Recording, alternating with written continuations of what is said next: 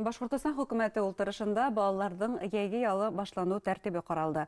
Пандемия шарттарын исәпкә алып, йәйге лагерьларда тулыгынча график буенча асу күзаллана. Һаумыгыз, хөрмәтле тамашачылар, эфирда интервью тапшырыбыз, студияла Гөлсемә Иштанова. Балалардың йәйге ялын оештыруга бәйле һорауларга Башкортстан мәгариф министрлыгының баш белгесе Рәмзия Биккужина яуап бирә. Һаумыгыз.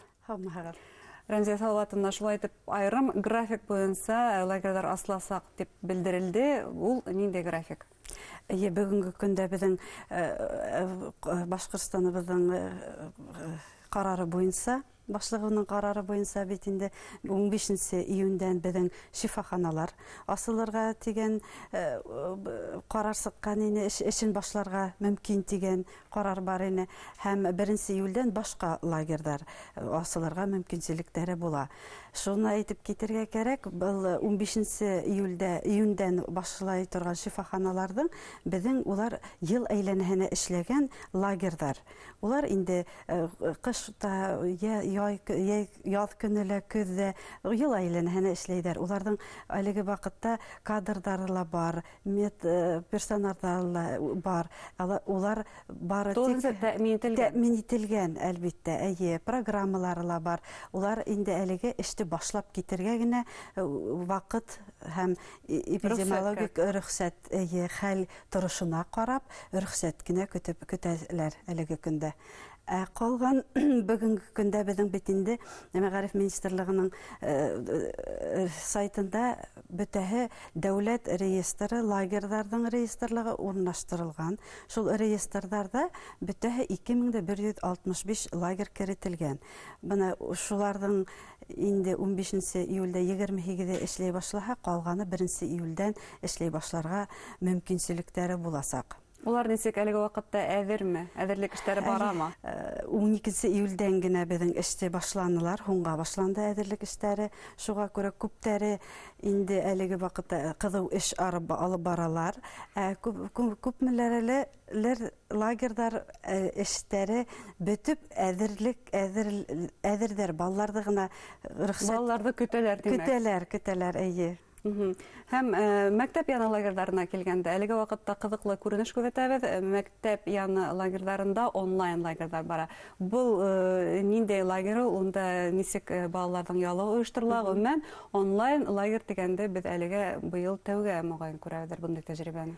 Әйе, буна безнең дистанцион укулар булды бит инде. Ошо дистанцион укуларны лайыклы үтәп сыктык, нинди генә авыр булмаһа, һәм ошоның дәвамы булып без онлайн сменалар мәгариф министрлыгы тарафынан тиз арала программалар эшләп сыгарып, урындагы мәгариф бүлекләренә ебәрелде, һәм ошо программаларга ярашлы тиз генә әйдәүчеләрне һәм өстәлмә белем бирү бүлекләрендәге педагогтарны укытып онлайн рәвештә без ошо 1 июньдә үк онлайн сменалар башлап ебәрдек. Буна ничек күз алдына килтерергә онлайн дигәндә? Ул димәк көне буена буна ошо компьютер алдында, ноутбук алдында утырам бала. Юк, көне буе ул утырмай. Көненә 1-3 тапкыр улар кереп сыгалар. Иртәнсәк улар торалар, ашайдар һәм шуннан соң уларның онлайнда компьютер аша инде сорашу була. Бер-бере менән танышыу һәм шул вакытта инде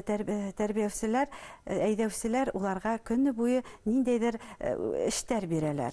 Һәр бер темага арнап. Бу онлайн сменалар безнең бөтәһе профильле. Ул бөтәһе бер үк төрле түгел. Кемдәрдер спорт менә шөгыльләнгәннәргә икенчеләй. Ул кемдәрдер предмет менә шөгыльләнгән өсенә ул икенче темалар каралган. Һәм ул йырсылар, һәм ул туристический направление буенча, төрле экологик буенча ла бар. Һәм безнең үзебезнең тарихты өйрәнү, ул үзебезнең Башкортстаныбызның тау-ташларын өйрәнү кебек.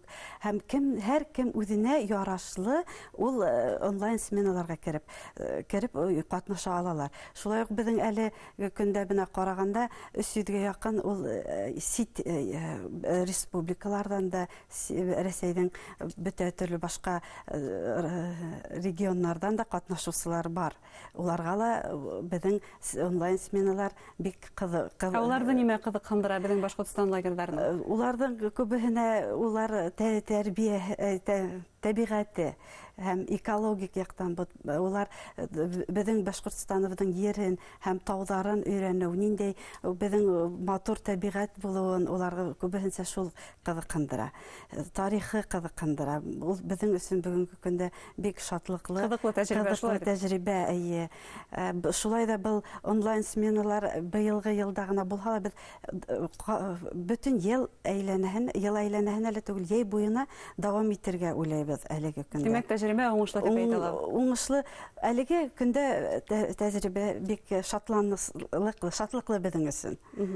Бына йәйге лагерьларга тагыла бер тапкыр әйләнеп кайткан сакта, быелгы шарттарда исәпкә алып, мөгаенда әлегә тиклем эшләп килгән нормативтар буенча ниндидер үзгәрешләр булгандыр. Нинди үзгәрешләр катгый, ниндәе яңадан индерелгән үзгәрешләр?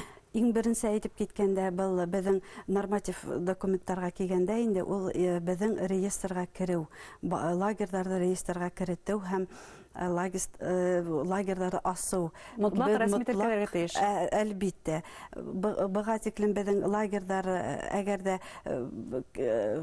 Роспотребнадзор аша кагызлар алһалар, улар безнең реестрга кермәй дә эшләрен башкарырга мөмкинлекләре бар ине. Быелгы елда безнең бөтә булган лагерьлар, әгәр лагерь һүзе бар икән, ниндәйдер сараның, улар әлбиттә безнең дәүләт реестрына керергә тиештәр. Әгәр дә улар кермәйдәр икән, без уларны табып, без улар белән һөйләшеп, ул лагерьларны ябу ягын карарга тиештәр. Димәк, эшмәкәрлек алып бара алмайдар. Әлбиттә, беренче ул төп талап быелгы елда.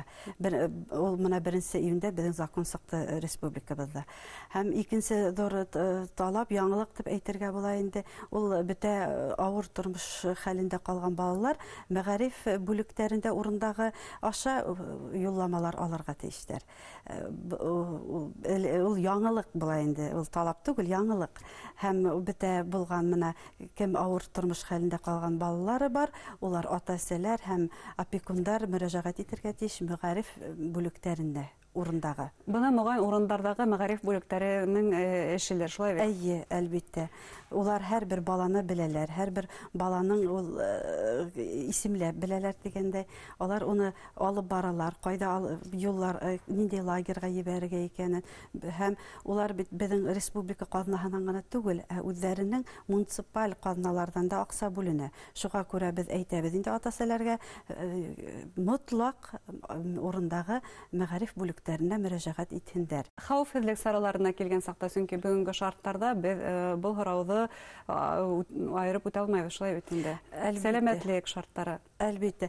Безнең менә 25 майда Роспотребнадзорның методик тәкъдимен сыкты. Был методик тәкъдим буенча без иң беренче гигиена санитария талаптарын үтәргә тиешбез. Быелгы елда инде үзебезнең республикаларына ялды оештырырга мөмкинлек бар. Килгән балаларның сәламәтлеге тикшереләме? Әлбиттә тикшерелә. Иң беренче безнең талаптарның бере булып, ул лагерь хезмәткәрләренә медосмотрларда үтү һәм ул иң беренче булып коронавируска анализ бирергә тиеш. Балалы бөтәһенең дә әлеге вакытта ата-әсәләрнең һораулары, балалар да коронавируска бирергә тиешме дигән. Бында менә мин аңлатып киткем килә, балаларның прививка турында ул иң беренче булган талап, прививкалар турында танытма һәм шулай ук авырулар менән бер йогышлы авырулар менән контактта булмаган дигән справка һәм коронавирус менән авырган кешеләр менән контактта булмаган дигән справкалары гына булырга тиеш. Буларды бұл белешмәләрдә урындагы педиатр бирә. Педиатрдан, әлбиттә урындагы педиатрдан алырга тиештәр. Демәк, ата-әсәләрнең бу яһәттән хәвефләнүе сынапта аларда тынычландырырга мөмкин. Әлбиттә, әйе. Шуннан икенчедән, балаларда лагерь хезмәткәрләре сменага керәләр икән, 21 көн улар унан сыкмайдар лагерьдан. Килүселәрдә, әлбиттә, ошо Роспотребнадзор тәкъдимнәре буенча тыела. Ата-әсәләргә лә шулай ук барып балаларга күреп йөрү тыела. Әгәр дә улар барып күрәләр икән, балаларды мотлак балалар менән куша алып кайтып китергә мәҗбүр булалар. Һәм медицина хезмәтләндерүенә килгәндә ул менә быелгы елда талаптар зур. Әлеге вакытта без Һаулык һаклау министрлыгы менән был эште алып барабыз һәм маршрут төзибез. Әлбиттә һәрбер лагерьда ниндәйдер поликлиникаларга берлектіріп, һәм ниндейдер лагерь, әгәр дә балалар менән ниндейдер бер хәл була калһа, кайһы больницага, кайда алып барырга кирәк икәнен маршрутын төзү алып барыла. Ата-әсәләргә компенсациялар тураһында искә төшереп үтәйек. Безнең февраль айында балаларга, бер балага лагерьларга 867 һум да 70 тин түләнә дигән карар сыкты. Һәм был инде алганда якынсы 12200 һум путевка хакы. Шуны аңлатып китергә кирәк, әгәр дә ата-әсә бюджетка караган оешмала эшләй икән, ул 90% ошо булган сумманан уга түләнә. Әгәр дә ата-әсә бюджетка карамаган оешмала эшләй икән, уга 50%, ул 9000-гә якын безнең бюджет канлыгыннан кайтарыласак. Һәм шул вакытта һез әйтеп үттегез алдан авыр хәлгә калган гаиләләргә айрым караш дип, шулай бит? Әлбәттә, быелгы елда ул бигрәк тә без иң беренче тәүдә ошо авыр тормыш хәлендә калган балаларны лагерьларга ебәрергә тиешбез. Һәм әгәр дә уларның лагерьларга ебәрерлек ата-әсәләрнең ризалыгы юк икән, без уны мәктәп алдындагы лагерьларда булһа, һәм төрле юнәлештәге лагерьларда тәкъдим итәргә тиешбез. Һәм ебәрергә тиешбез, әлбәттә.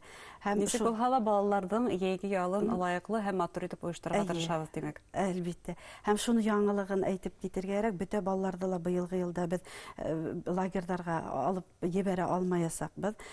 Роспотребнадзорның тәкъдиме буенча без 50% кына, әгәр дә менә лагерьнең койкаһы 200 урын гына икән, без 100 генә баланы лагерьга ебәрә алабыз. Шул хәвефлек, шулай. Шул хәвефлек, шул гигиена санитария нормаларын үтәү була.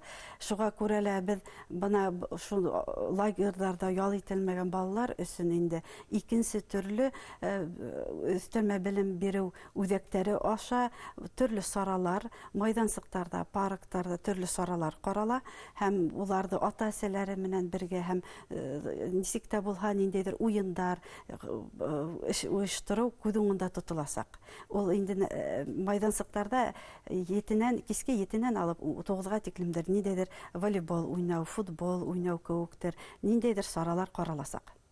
Әңгәмәгез өчен рәхмәт. Балаларның ялы сынлап та күңелле һәм файдалы үтсен дип теләйбез. Рәхмәт. Хөрмәтле тамашачылар, балаларның яйги ялын оештыруга бәйле әңгәмә тәкъдим иттек һеҙгә. Бүген безнең һорауҙарға Башҡортостан Мәғариф министрлығының баш белгесе Рәмзиә Салауат ҡыҙы Бикҡужина яуап бирҙе. Иғтибарығыҙ өсөн ҙур рәхмәт.